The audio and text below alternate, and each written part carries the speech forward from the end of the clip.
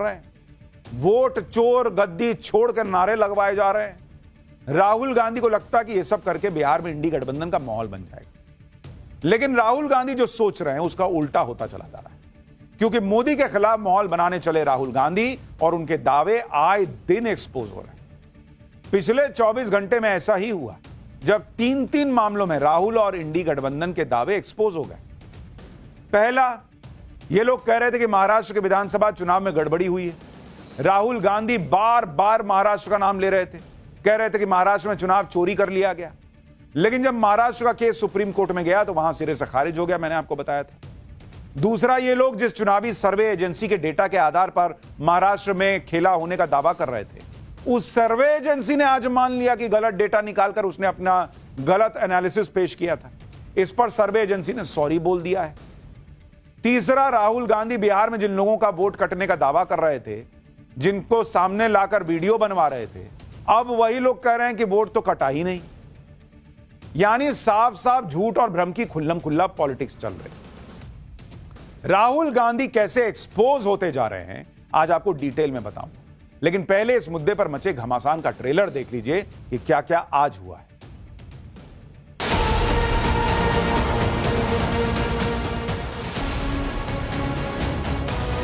India गठबंधन की सरकार होगी, फिर हम आप तीनों को देखेंगे। राहुल गांधी जी को प्रधानमंत्री हम लोग बनाने का काम करेंगे। सर्वोच्च न्यायालय ने जो निर्णय दिया है वो हमें मंजूर नहीं है। इन चीज़ों में नहीं पड़ना चाहिए।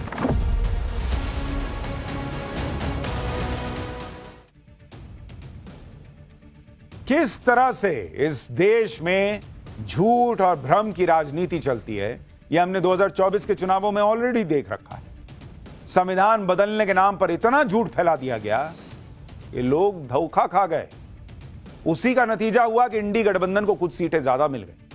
अब राहुल गांधी और इंडी गठबंधन वही फॉर्मूला फिर निकाल कर ले आया। इस बार इसको वोट चोरी का नाम दे दिया और इस पर जितने झूठ हो सकते थे उतने झूठ आए दिन फैलाए जा रहे हैं, और वो भी ताल ठोक ठोक के, जबकि इनके एक एक दावे एक्सपोज होते चले जा रहे हैं। जैसे ये लोग कह रहे थे कि महाराष्ट्र का चुनाव चोरी हो गया, वोटर घटाए बढ़ाए गए, वोटर लिस्ट में खेला हुआ। राहुल गांधी बार बार ये बात कहते रहे और राहुल गांधी की इस बात को सच्चा साबित करने के लिए कांग्रेस के नेता और उनका इकोसिस्टम कोई भी डेटा कहीं से उठाकर दिखाने लगता है। ऐसा ही एक डेटा पर ये लोग आज एक्सपोज हो गए। चुनावी सर्वे करने वाली एजेंसी है CSDS। उसने महाराष्ट्र का एक डेटा बताया था जिसमें लोकसभा चुनाव और विधानसभा चुनाव के वोटर्स की तुलना करते हुए 2 विधानसभा क्षेत्रों के आंकड़े दिए गए।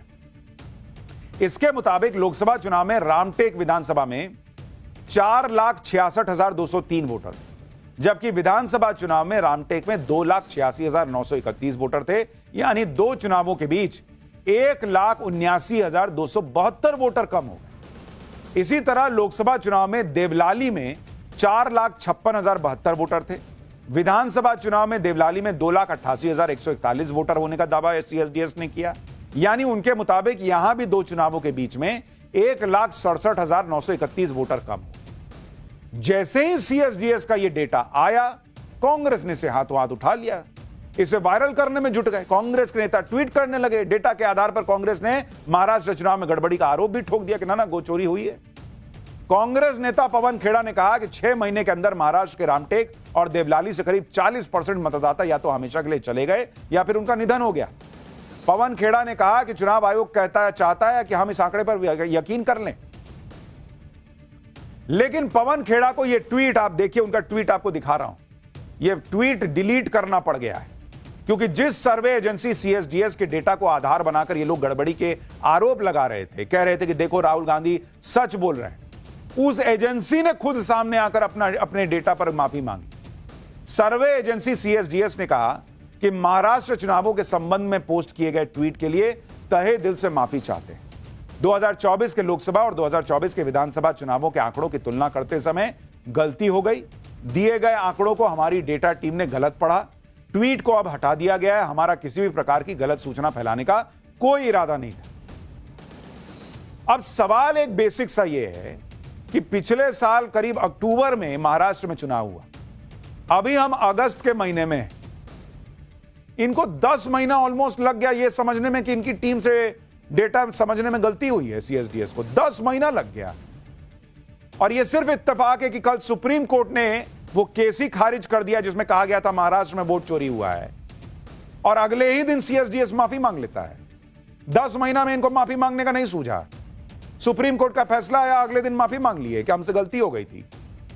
जैसे ही सीएसडीएस ने अपने गलत डेटा के लिए माफी मांगी, कांग्रेस नेता पवन खेड़ा ने धीरे से ट्वीट डिलीट कर दिया। अब आप सोचिए किस तरह की राजनीति हो रही है। पवन खेड़ा ने कोई माफी नहीं मांगी, सीधा ट्वीट डिलीट मार दिया। बीजेपी ने आज इसी पर कांग्रेस की जमकर क्लास लगा दी। सुनिए बीजेपी प्रवक्ता। कांग्रेस के नेता पवन खेड़ा इस पे ट्वीट करते हैं, फिर डिलीट करते हैं। राहुल गांधी के बेबुनियाद आरोप भी सीएसडीएस के डेटा पे आधारित हैं। 40 घंटे तक ये जो झूठ परोसा गया, जो अफवाहों का बाजार गर्म किया, हमारे लोकतंत्र को कमजोर करने के लिए, निर्वाचन आयोग पे बेबुनियाद सवाल उठाने के लिए, इसकी जिम्मेदारी कौन लेगा? क्या राहुल गांधी देश से माफी मांगेंगे? हालांकि बीजेपी के समर्थक तो बीजेपी से भी पूछ रहे हैं कि अगर किसी ने झूठ और भ्रम फैलाया तो सरकार तो बीजेपी की है, बीजेपी कानूनी कार्रवाई क्यों नहीं करती? खाली प्रेस कॉन्फ्रेंस कर करके माफी कब मांगेंगे, ये देखिए गलती कर दी, वो गलती कर दी, यही बोलते रहेंगे। जिस रामटेक विधानसभा से हारने के बाद कांग्रेस और इंडी गठबंधन सवाल उठा रहा था और सीएसडीएस के डेटा के आधार पर 40% वोट कटने का आरोप लगा रहा था, उसकी सच्चाई भी आपको बताता हूं। महाराष्ट्र विधानसभा चुनाव में कांग्रेस शिवसेना उद्धव गुट का गठबंधन था। रामटेक सीट से कांग्रेस खुद लड़ना चाहती थी, लेकिन यह सीट शिवसेना उद्धव गुट को मिल गई, जिसके बाद गठबंधन में कलह हो गई। कांग्रेस के दो नेताओं राजेंद्र मुलक और चंद्रपाल चौकसी ने निर्दलीय लड़ने का ऐलान किया। राजेंद्र मुलक महाराष्ट्र में कांग्रेस की सरकार के दौरान मंत्री रह चुके थे, वो कांग्रेस के बड़े नेता माने जाते हैं। जबकि चंद्रपाल चौकसी 2004 में कांग्रेस के टिकट से रामटेक से विधानसभा चुनाव लड़ चुके। कांग्रेस के दोनों नेताओं के निर्दलीय लड़ने से रामटेक में वोट बढ़ गए और यह सीट एकनाथ शिंदे की शिवसेना जीत गई। शिंदे शिवसेना को 1,07,967 वोट मिले। दूसरे नंबर पर राजेंद्र मुलक को 81,412 वोट मिले।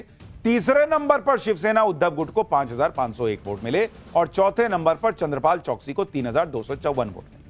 यानी अगर गठबंधन में कलह न होती और कांग्रेस अपने बागी नेताओं को समझा लेती तो यह हाल नहीं होता, लेकिन ये लोग तो वोट चोरी तक पे चले गए और इंडी गठबंधन यहां से चुनाव जीत सकता था, लेकिन हार गया। आप ये भी देखिए कि टिकट डिस्ट्रीब्यूशन और आपसी कलह की वजह से भी जो हार मिली, उसका ठीकरा भी बीजेपी और चुनाव आयोग पे ये लोग फोड़ देते हैं। लेकिन सीएसडीएस के आंकड़ों के आधार पर कांग्रेस ने माहौल बना दिया कि रामटेक में तो 40% वोट काट दिए गए थे। यहां पर सीएसडीएस ने कितनी बड़ी गलती कर दी डेटा एनालिसिस में, आपको वो भी बताता हूं। चुनाव के नतीजे फॉर्म 20 में चुनाव आयोग जारी करता है, जो आसानी से चुनाव आयोग की वेबसाइट पर जाकर देखा जा सकता है। इसके मुताबिक अगर आप देखिएगा तो जिस सीट की हम बात कर रहे हैं, रामटेक की सीट की अगर आप बात करेंगे तो लोकसभा 2024 में कितने वोट यहां पर पड़े, कितने वोटर थे? 2,76,827 वोटर थे यहां पर लोकसभा चुनाव में। और महाराष्ट्र विधानसभा चुनाव में देखेंगे, विधानसभा में 2024 में 2024 में 2,87,301, यानी वोटर बढ़ गए बॉस, कोई वोटर घटा नहीं है। यानी दो चुनावों के बीच रामटेक में 10,474 वोटर बढ़े, यानी 3% करीब बढ़े, जबकि कांग्रेस इसी रामटेक में 40% वोटर कटने का आरोप लगा रही थी। सच्चाई सामने आने के बाद भी राहुल गांधी और इंडी गठबंधन को इससे कोई फर्क नहीं पड़ता। हमने आपको कल ही बताया था कि सुप्रीम कोर्ट में चुनाव में गड़बड़ी की याचिका खारिज हो गई है महाराष्ट्र वाली, लेकिन इंडी गठबंधन सुप्रीम कोर्ट के फैसले को भी नहीं मान रहा। संजय राउत कह रहे हैं कि सुप्रीम कोर्ट ने जो फैसला दिया वो हमें मंजूर नहीं है। एक बार सुनिए संजय राउत।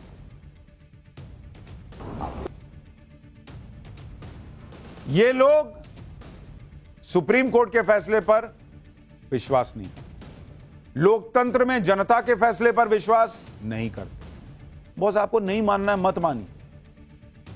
अगर आपकी सीटें नहीं आ रही हैं तो अपने अंदर झांकने के बजाय तुम गलत, तुम गलत, तुम गलत बोलने से क्या हो जाएगा? एक तरफ तो ये सुप्रीम कोर्ट को नहीं मान रहे, दूसरी तरफ चुनाव आयोग को धमकी दे रहे। राहुल गांधी ने कहा कि चुनाव आयोग जो कर रहा है उसका हिसाब होगा।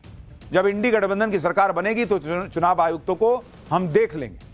देखिए, एक बार जरा सुनिए राहुल गांधी क्या कह रहे हैं। अब आप अच्छी तरह सुनिए, और ये जो इलेक्शन कमीशन बैठे हैं, इलेक्शन कमिश्नर बैठे हैं, इन तीनों से मैं कह रहा हूं, आप एक बात समझ लो, मोदी जी की सरकार है वो सब ठीक है। तेजस्वी जी ने कहा आपने बीजेपी की मेंबरशिप ले रखी है, आप बीजेपी के लिए काम कर रहे हो, मगर एक बात समझ लो, एक दिन ऐसा आएगा जब यहाँ पे बिहार में और दिल्ली में इंडिया गठबंधन की सरकार होगी, फिर हम आप तीनों को देखेंगे, कार्रवाई आपके खिलाफ करेंगे, और पूरा देश जिससे आपने चोरी की है। कई लोग तो यह भी पूछ रहे हैं सोशल मीडिया पे कि जो आदमी प्रधानमंत्री है भी नहीं, वो अभी से धमका रहा है कि भाई मैं आऊंगा अगर सत्ता में तो मैं तीनों को देख लूंगा, चुनाव आयुक्त को देख लूंगा, इनको देख लूंगा, उनको देख लूंगा। और जो व्यक्ति अभी प्रधानमंत्री है वो कुछ क्यों नहीं करते? झूठ और भ्रम जो फैलाया जा रहा है उसको लेके क्या एक्शन हो रहा है? लेकिन अब इन लोगों को यही लगता है कि झूठ और भ्रम की इस राजनीति से ही सत्ता तक पहुंचा जा सकता है। तेजस्वी यादव ने आज कहा कि अगले लोकसभा चुनाव में राहुल गांधी को प्रधानमंत्री बनाएंगे। यानी माहौल तो खूब बनाया जा रहा है, लेकिन जिसे मुद्दा बनाकर माहौल बनाया जा रहा है वो मुद्दा इनका एक्सपोज होता चला जा रहा है। बिहार में अपनी यात्रा के दौरान राहुल गांधी उन लोगों से मिल रहे हैं जिनके बारे में दावा किया जा रहा है कि ये इनके नाम वोटर लिस्ट से काट दिए गए। औरंगाबाद में राहुल गांधी ने ऐसी ही एक महिला वोटर रंजू देवी से मुलाकात की थी। रंजू देवी ने राहुल गांधी और तेजस्वी यादव से कहा था कि उनके परिवार के 6 लोगों के नाम वोटर लिस्ट से काट दिए गए। एक बार रंजू देवी को सुन लीजिए, कल उन्होंने क्या कहा था, फिर इस पूरे मामले पर आज रंजू देवी ने क्या खुलासा किया है वो दिखाता हूं। वोटर लिस्ट में हमारे घर के परिवार के 6 गो के नाम कट गया है। आप पहले थे उस पे? जी पहले थे। ये नया वाला जो बना लिस्ट उसमें नहीं आया है। आपने कितनी बार वोट दिया है? मतलब कितने चुनाव में आपने वोट दिया है? हम दिए हैं सर 4-5 बार। 4-5 वोट दिए। जिन रंजू देवी से राहुल गांधी ने मुलाकात की थी और वोटर लिस्ट से नाम कटने का आरोप लगा था, उसकी सच्चाई तो कुछ और ही निकली। खुद रंजू देवी ने सामने आकर सच्चाई बताई। रंजू देवी के मुताबिक गांव के वार्ड मेंबर और सचिव उनके पास आए, वोटर लिस्ट दिखाते हुए कहा कि आपके परिवार के 6 लोगों के नाम काट दिए गए। फिर कहा कि राहुल और तेजस्वी के पास चलिए, उनसे कहो कि नाम काट दिया है तो राहुल गांधी और तेजस्वी नाम जुड़वा दे। यानी पूरा मामला सेट करके बनाया गया था। बताइए, रंजू देवी खुद बता रही हैं कि कैसे बिहार की मासूम जनता को बरगला के, और वहां जो फोटो अब चल रहा था उसमें बाइट ले ली गई कि भाई मेरे तो 6 लोगों का नाम नहीं, और इसके आधार पर वोट चोरी का माहौल बन रहा है। राहुल गांधी के आरोपों का फैक्ट चेक खुद रंजू देवी ने कर दिया। रंजू देवी कह रही हैं कि वो गांव की औरत है, जो बोलने के लिए बोला गया बोल दी, उतना नहीं समझी कि क्या तिकड़म ये लोग कर रहे हैं। राहुल गांधी की वोटर अधिकार यात्रा को लेकर बिहार में लोग कितने गंभीर हैं, यह अब सामने आने लगा है। कांग्रेस दावा कर रही है कि बिहार में राहुल गांधी की यात्रा में भारी भीड़ आ रही, लोग राहुल गांधी को सुनने के लिए बेताब हुए जा रहे हैं। पुदुचेरी कांग्रेस ने एक तस्वीर शेयर करके दावा किया कि राहुल गांधी की यात्रा में हजारों की भीड़ आ रही है। यहां भी कांग्रेस ने गड़बड़ कर दी। पुडुचेरी कांग्रेस ने जो तस्वीर शेयर की वो इसी साल महाराष्ट्र में हुई बैलों की रेस की थी। यानी कांग्रेस को अब बैलों की रेस में आई भीड़ का वीडियो तस्वीर शेयर करने के लिए करके, और राहुल गांधी की रैली में भीड़ आ रही है, माहौल बनाना पड़ रहा है। दावा किया जा रहा है कि राहुल की यात्रा को वैसा रिस्पॉन्स नहीं मिल रहा जैसा उम्मीद की जा रही। ये तस्वीरें कल औरंगाबाद की हैं, जहां खाली सड़क से राहुल गांधी का काफिला गुजर रहा था, यह भी दिखा था।